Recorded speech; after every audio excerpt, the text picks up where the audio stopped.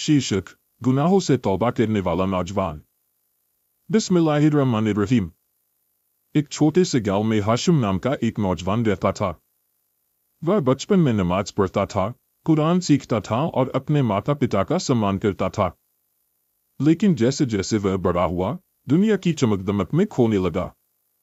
धीरे धीरे उसने नमाज छोड़ दी, बुरी संगत में पड़ गया और अल्लाह को याद करना कम कर दिया।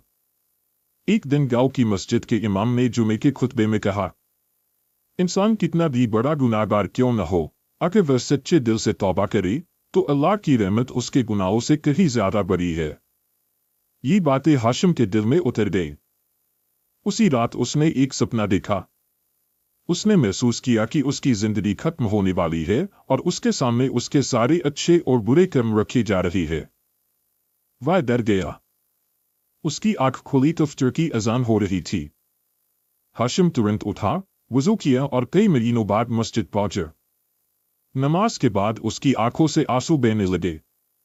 उसने कहा, या अल्लाह, मैंने बहुत गलतियां की है। अगर तू मुझे माफ नहीं करेगा तो मेरा कोई सहारा नहीं। उस दिन से उसकी जिंदगी बदल गई। उसने बुरी संगत छोड़ दी, पांचों वक्त की नमाज शुरू की, रोज कुरान पढ़ने लगा और अपने माता पिता की सेवा करने लगा। जो लोग पहले उसे गलत रास्ते पर ले जाते थे, वे उसका मजाक उड़ाने लगे।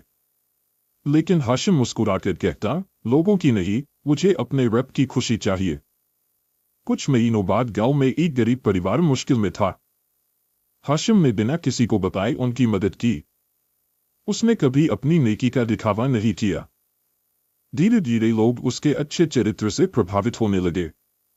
जो नौजवान पहले उसके साथ बुरे काम करते थे, वे भी उससे पूछने लगे, तुम इतना कैसे बदल गए?